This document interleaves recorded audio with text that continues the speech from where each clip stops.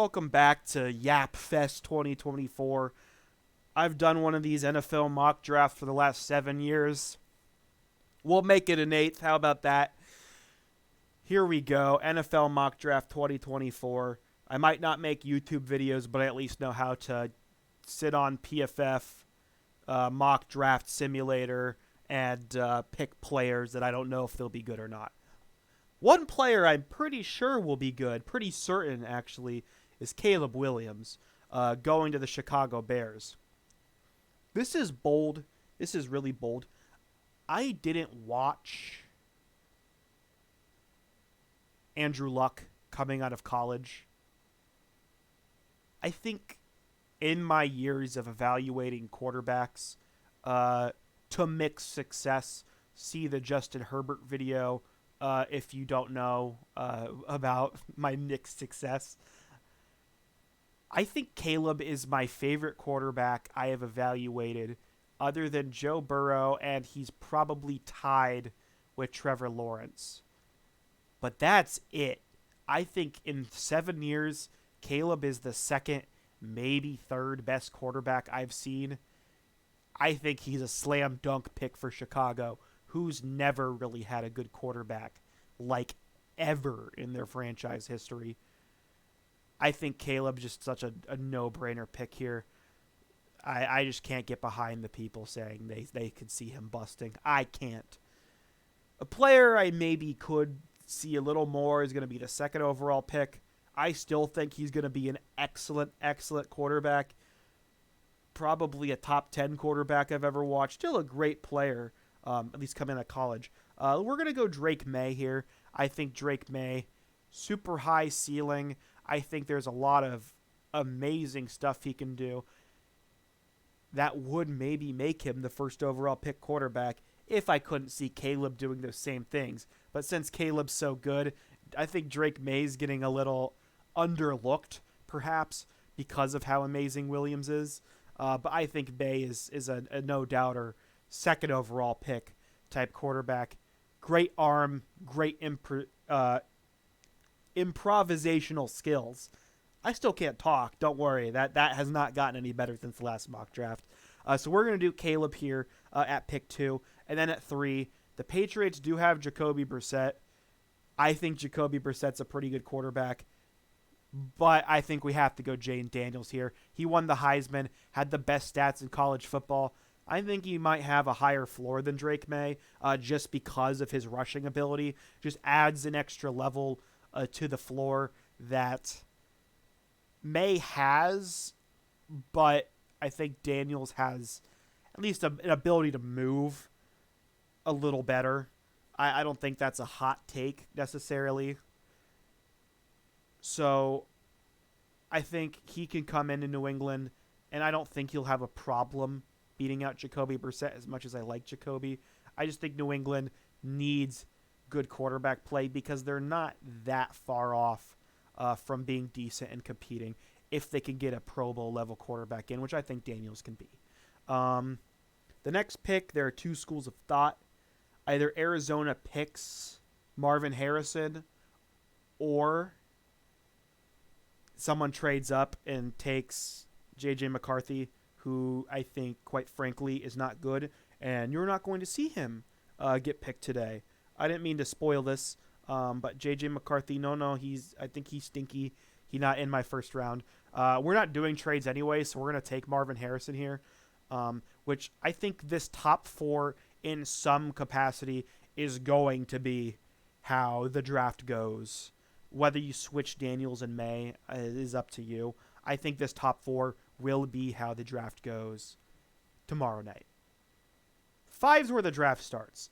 There's a lot of smoke about the Chargers selecting a tackle here, which they could use. Trey Pipkins is not a great offensive lineman. I think the Chargers just need a wide receiver so badly. Their best receiver is Quentin Johnston, which is such a terrible problem because people just crapped on him all last year for being so bad. And even if he takes a step, he's not enough. So I'm going to take my second favorite receiver here. We're going to go Roma Dunze out of Washington. Him and Neighbors are pretty close to each other. To me, I think Marvin's a clear number one. But Adunze, Neighbors, if you're a Chargers fan and are just locked in on Malik Neighbors and want to pencil him in instead of Rome, that won't hurt my feelings. But I want to go Rome here. And then I think the Giants, potentially a quarterback needy team. I think it's a bit rich for Bo Nix or Michael Penix yet. So I'm going to go with a weapon to just see if they can be competitive. I think their defense is actually really good and really sound. They could upgrade on offensive line, sure. I think receivers probably a bigger need. I still want to see what Evan Neal does before I take a tackle here. I'm not ready to give up on him quite yet. So we'll go ahead and go Malik Neighbors here at number 6. And then we'll take the tackle to Tennessee. I don't think Nick Petit-Ferrer or Dylan Redunz are the answer at either tackle position. Joe Alt is a answer at either tackle position. So we're going to go there. Atlanta, secondary or defensive line. What's my favorite pick out of any of those positions? To me, I think it's Dallas Turner out of Alabama. I think his floor isn't bad, but his ceiling's the highest out of all of these guys. And that's why I'm going to take him, other than maybe one other player who we'll talk about in a couple picks. But I'm doing Dallas Turner here. I think the Bears, it's receiver, it's offensive line, it's edge are the three positions you're thinking about here. With the three receivers gone, I think if Neighbors or Adunze are there, I think you take them if you're the Bears. I think if Alt's there, you heavily consider it. But of all those positions, I think my highest rated player out of any of those positions on the board, we're going BPA, best player available. Latu, edge out of UCLA. I think his floor is probably higher than Dallas Turner's. But the top two edges, you really can't go wrong in this draft, in my opinion. Just two studs there. I'm going to use this word a lot in this video because I very clearly have not done as much research as I should, as you can hear me talk. Latu's got aura, man. The vibes are good with him. And that's just like a lazy way of saying, I think this player's cool. I just think they're a cool dude. But man, I would not complain if I were Chicago to get a dude this nice. I just have a good feeling about him, which is a terrible way to evaluate this. But if Latu is wrong, I don't want to be right. The Jets have two ways they can go. They have the offensive lineman route where all of their offensive linemen are probably going to get hurt, which will lead to Aaron Rodgers getting hurt, which will lead to stinky poo-poo season, which is smart. That would be the smart thing to do if you were a smart person. I would not call myself that. I'm a for fun football watcher, for fun player. Is Brock Bowers. He is the for fun player in this draft, I think. He is the most interesting unicorn-type player here because he's not even really a tight end. If I pull up Brock Bowers' stuff, is it going to show his height? Okay, I need to buy PFF. Here, he's 6'4", 240, which is enough to be a tight end, but it's like a little small, low-key. He's such an interesting player, though. I think he has the potential to be like a big slot if you wanted him to be. He's such a great receiver. His yards after the catch is insane. Georgia just built their whole offense around him, and they almost won 3 back-to-back championships low-key because of having Brock Bowers. Stetson Bennett and Carson Beck or whatever. But just having him on that Georgia offense completely transformed it. And I think pairing him with Garrett Wilson and Mike Williams and Aaron Rodgers would just be so stupidly fun that I don't care if offensive line's a whole. You can fill that in rounds 2 and 3, to be honest. But just having Brock Bowers, I think, it's so fun. That's really all we're doing here with mock drafts is we're just doing this for fun. Speaking of fun, speaking of Aura, all the other crap I've talked about, the other player I think that could rival Dallas Turner's upside is Johnny Newton out of Illinois. This dude is just so fun to watch on the defensive interior. One of my favorite interior defensive linemen I've ever watched. He is a stud for Illinois. I love to watch him play football. The Giants have so many, or the Vikings rather, have so many freaking needs. I'm not taking JJ here. Obviously, I don't like him. I don't think he's a first rounder. But I'm not taking Nix or Penix here either. I just think we're going to get the best player. I think Johnny Newton could be more fun to watch play football than any of those three quarterbacks, which is the sexy position. We were talking about fun football players. The first thing you think of is quarterbacks and receivers. But Johnny Newton is really, really, really fun to watch. And a player that transforms your defensive line when you add him. I think he's a great pick for Minnesota. The Broncos now, we are going to go. Again, I'm not quite ready for quarterback. I know they only have Zach Wilson and Jarrett Stidham to play quarterback, and that's a problem, and they need to get a quarterback at some point. Maybe they can take JJ in the second round in this hypothetical mock draft world where we're not wasting top 10 picks on him. This is just a JJ McCarthy hate video that needs to probably stop before I get put in a bunch of JJ McCarthy hate compilations right before a highlight video of him. Yapping aside, pick 12, I think we need to go the best player available. And to me, that is at a position of need for Denver in corner. Pat Surtain is awesome, but the rest of their corners are the opposite of awesome. I would go as far as to say they are ungood or bad. So we're going to go Quinyon Mitchell out of Toledo. I'm a Mac guy. I love the Mac, so Quinyon has a special place in my heart. I saw Quinyon play live. You always like to say that, oh, I saw that player play live. He's one of my guys. I love watching Quinyon Mitchell play football. He's the best corner in this draft, in my opinion. Adding him with Pat Surtain just makes that Broncos defense so locked down and gross, that secondary. And we'll get to quarterback at some point. I think they were probably right to trade Russ, but they're just in a weird spot right now where they're not quite ready to get the guy that is going to be their guy. Quinyon's, I think, is a great pick. Now, I was talking about aura. I was talking about vibes earlier. This is kind of how I feel with secondary, because in the secondary, you got to have some shit to you. You got to have some swag to you. You're playing against receivers who a lot of people say are the cockiest, the trash talkiest position there is. You got to have some shit to you. I think Quinyon has that. I think the other four corners I take in this also have it.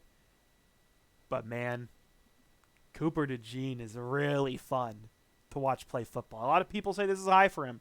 I see him mainly go in the mid-20s. But, man, he is a fun football player to watch. I think the Raiders, again, this alley here, Minnesota, Denver, and Las Vegas.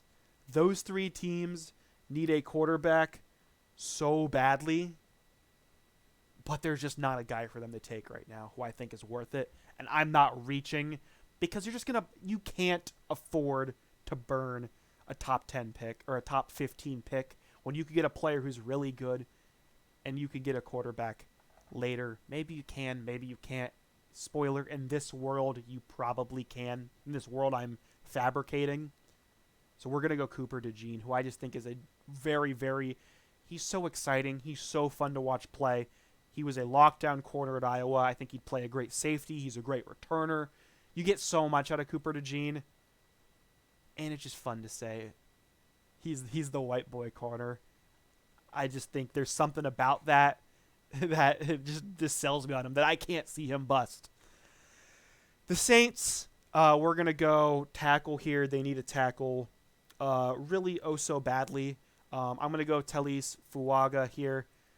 Trevor Penning stinks. Ryan Ramchik's probably hurt. They could take 2 or 3 tackles in this draft, and it's probably not going to be enough. But Taliese Fuaga, I am very confident he will work out. So we're going to take him here. Not much to say on that. Colts, they need a receiver. They need a DB. I'm just going to pick which one is the highest on my board. Between all the DBs and all the receivers I have, my favorite player straight up, the best player I think of all of them, is going to be Terrion Arnold out of Alabama. When in doubt, Bama defender. I think Terrion Arnold is a dog there. I think he'd be a great pick at 15 for the Colts. Seattle don't have that many needs, to be honest. They're in a weird spot because Geno's just like pretty good, which is good. You know, you want Geno.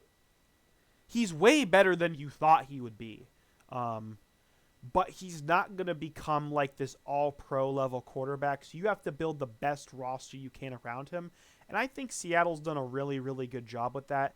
I think their defense has let Geno down a bit recently, and so I think that's where I'm gonna go. Their secondary has been really good. They've drafted there really well between Devon Witherspoon, Reek Woolen, Michael Jackson, Kobe Bryant. Between all those players, so I'm going to add to the defensive line here. We're going to get my third edge we're going to take, and the final edge, I think, before a big fall-off, where you go from Jared Verse, who's going to be our pick, and then we have a very solid fall off after him down to Chop Robinson, who I wouldn't rate until the end of the first round for him. So I think Seattle getting in on the edge market right now is great. You could get guard later, which I think is the other need that they kind of have. Get guard or maybe another tackle in case Abraham Lucas or Charles Cross aren't quite ready to go. You can address that in a later round. You could get a tackle comparable to some of these other guys. You're not going to get an edge anywhere near Jared Verse, though. The Jacksonville Jaguars, I'm going to make a bit of a selfish pick, a bit of a lame pick, maybe one Jags fans aren't going to like so much. But when there is a player named Kool-Aid McKinstry in the draft, I think you have to take him in the first round. Someone does. I think the Jags could really use some secondary help. I'm not taking any of the edges, like I said, and I'm not ready to take a guard yet. So let's take Kool-Aid. I think the Jags could use another corner next to Tyson Campbell. I think this makes a lot of sense for one. It might be a little early for some people for Kool-Aid, but I think his name being Kool-Aid just gives him like swag points. God, that is the whitest thing I've said in my life. But he gets swag points, and it elevates him like 10 more picks than he actually should be drafted because his name's Kool-Aid McKinstry.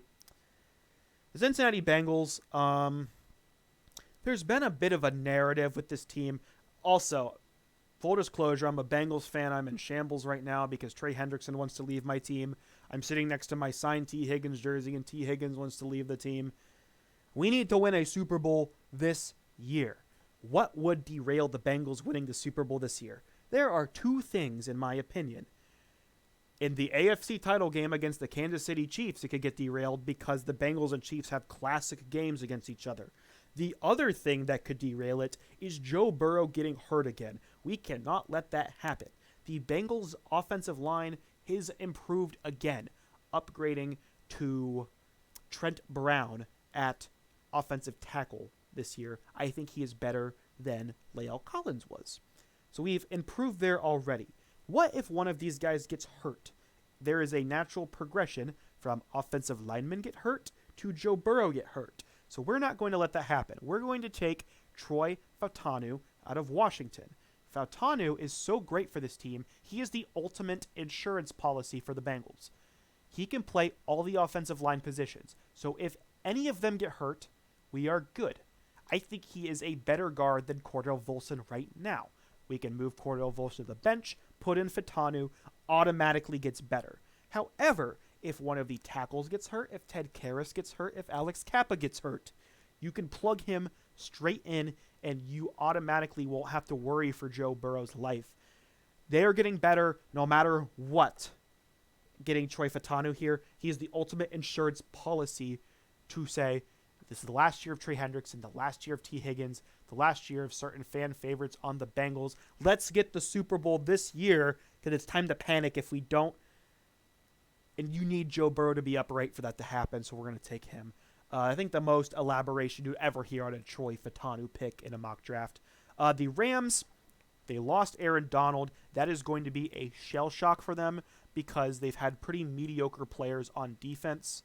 But they are going to add Byron Murphy to make that shell shock a little less bad. Aaron Donald covered up for a lot of mediocre players. I think Byron Murphy can kind of do that as well. Kind of a thing they're used to, but just a bit to a lesser extent here. Not as good as Donald, obviously, but I think Byron Murphy's still going to be very good. The Pittsburgh Steelers, it's time to ride. They got Russ. He's here. They're riding. They got Justin Fields as well. They don't have receivers to throw him to. They have George Pickens, who's cool. I think George Pickens is really talented, but he's not consistent. As a multi-year George Pickens fantasy owner, they need a little more consistency out of him, and I think you need a receiver to pair with Van Jefferson, and I believe they got Watkins as well, Quez Watkins. Those guys are not going to be the players that you pair with. Holy shit, the players that you pair with George Pickens to get the most out of them. So we are going to take my next favorite receiver. We are going to take A.D. Mitchell out of Texas to add to this receiving core, make it deeper, give Russ more players to throw to. I think the offensive line is a little underwhelming. I think you totally could take an Amarius Mims here and Olu Fashanu here. But again, this is a for fun draft, and A.D. Mitchell is a super, super fun player out of Texas. The Olu Fashanu slander and fall will end here. The Miami Dolphins could use a tackle. Just straight up, I think Olu would start at right tackle, but God forbid if Armstead goes down, they need another tackle there. Olu's going to plug right in and be very solid. The Eagles, I think they don't have much in the way of needs. They're kind of in a similar boat to where I said the Colts were, where best receiver or best DB, I think the Eagles should take. Where it's kind of the opposite this time. I have Brian Thomas in that boat as my highest rated out of all those picks there. So we're going to take him with pick 22. You could look at like a Nate Wiggins there, another receiver choice if you're not feeling super great about Thomas. But I think plugging him in with Smith, with Goddard, with Brown, just giving Jalen Hurts no reason to fail. And now with the Vikings, this isn't really a bonus pick because it was a trade up. So this is kind of their second round pick. You can't with Sam Darnold, man. You can't go into the season with him as your starter. I slandered J.J. McCarthy enough in this video. We're not taking him. It's Bo Nix or Michael Penix. I think Penix has way more upside than Nix. He just got hurt a good bit. He stayed healthy his last 2 years in college, though. So I'm gonna lean Penix. I think Penix is the better player than Nix and McCarthy, and that is the end of the quarterbacks in the first round for me. I think the Vikings need one desperately. If the Broncos had another pick, perhaps, or if the Raiders had another pick, perhaps, we can talk about JJ. We can talk about Bo Nix in the second round, third round. I think that's more appropriate for them. I think Penix is the last first-round draftable quarterback. In my opinion, if we're wrong, I'm wrong. I mean, I'm a big dumbass. I said Justin Herbert was like not a top 25 player in his draft. So take that with a grain of salt. We're going to go just wild now. The Dallas Cowboys need a receiver to pair with CeeDee Lamb. I know Brandon Cooks is there. He's getting older. You need another receiver. My favorite receiver left is Ladd McConkey. So we're going to pick him. I don't know why that's funny to me. Lad McConkey is a stud, and I think pairing him in that Cowboys offense is nuts. I'm kind of just laughing right now because I don't know what else the Cowboys could do. Their defense is great. Uh, the receiving core group is really good. They're going to need another running back now that Pollard and Zeke are gone. Um, they'll address that eventually. You definitely can't do that in the first round. I guess they could upgrade an offensive line, but it's not terrible there. They could definitely take a center like a JPJ here. I wouldn't hate it. But we're gonna go Lad McConkey. And I hate saying that. Oh, well, maybe they're not quite ready because you can't. Like Dak's the problem, but like, what else do they do? They gotta get to the next step somehow, and Dak hasn't done it yet. It's just killing me. I want Dak to do it this year, just because I need to see, because I know Dak's a good quarterback. Dak is making me waffle so hard right now. I know he's a good quarterback. Just please do it in the playoffs this year. Lad McConkey definitely helps with that. Enough of that rant. The Packers, I think they could use an offensive lineman. David Bakhtiari leaving in the offseason. Also, my best players available right now are offensive linemen. We're going to go ahead and do Amarius Mims. I think he is the strongest offensive lineman just in general of the guys remaining. So we're going to go there. The continued offensive lineman run will keep going. I think the Buccaneers need an interior offensive line help. I'm not ready to take a running back or a tight end there. I think interior offensive lines are next biggest need. We'll go JPJ, like I was talking about before, a potential pick for the Cowboys. In my opinion, best center in this draft pretty easily. In my opinion, we'll take him here to the Bucs. The Cardinals is a pretty popular trading point. I'm not doing any trades in this draft. We got Marvin. Let's make the defense a little better, which isn't very good in Arizona, to be honest. My best defensive player available, and a very good player available at that, is going to be Nate Wiggins. I think he plugs in here pretty good. I don't know why. They're completely different players, but just seeing Clemson corner scares me of how much I was obsessed with Andrew Booth. I was so in on Andrew Booth. But Nate Wiggins isn't Andrew Booth. We need to shut up. We need to take him in the first round like he deserves. To the Cardinals here at 27. They need some secondary help. I like this pick a lot. The Bills, they need a receiver. They lost their two best ones. They have Khalil Shakir. Bills fans are like obsessed with him being like amazing.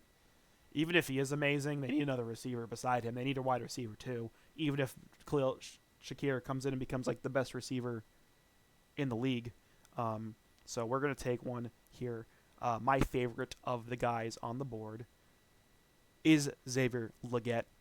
There's a big mix-up of Franklin, Keon Coleman, Roman Wilson, Ricky Pearsall, Jalen Polk, Xavier Legette, Malachi Corley, all these guys. Xavier Worthy as well. All these guys are getting some type of first-round buzz. Xavier Legette is my favorite. I just like watching him a lot. I think he would be a very good pick here to Buffalo. Be great being thrown to by Josh Allen. They need a receiver. They need one badly. If you hate that pick, kind of do what I said before, where you can flip-flop. You could flip-flop a Dunze and Neighbors. If you're like, oh, man, I just love Troy Franklin so much, you could put him there instead. Doesn't offend me. I think the Lions could really use some edge rush help next to Aiden Hutchinson to really solidify that defensive line as just being a stud unit. They got DJ Reader. They have Aiden Hutchinson. Let's get one more defensive lineman to really make this group awesome. The word of the day is aura.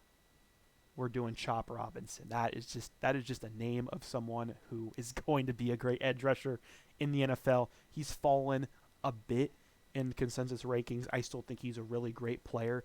He was not there during the Ohio State game. Ohio State snuck out with a win in that game. Interesting. He got hurt in that game. Could it be different if Chop Robinson was on the field? I don't know. I think Ohio State probably still wins that game, but we're going to take Chop here at pick 29.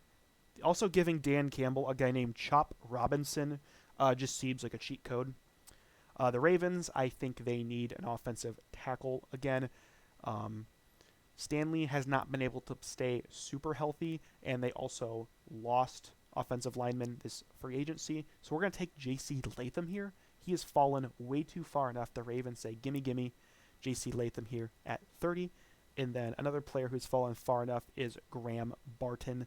I think he plugs into one of the needed offensive line spots in San Francisco very nicely, whether it's that other tackle position next to Williams or one of the interior ones. Kind of like Troy Fautanu at a lesser level, Barton can do it all. And finally, the Chiefs. Pardon me. I think the Chiefs are... I mean, they're the best team in football. What really do they need? They need a player who's definitely going to catch the football, because Rashee Rice, we don't know if he's going to play. So an insurance policy, again, you can fill it in with any of these guys. My personal favorite, I'm deciding between two here, Keon Coleman, Roman Wilson. I like them both. They're not interchangeable because they're quite different players, but I'm going to lean Roman here.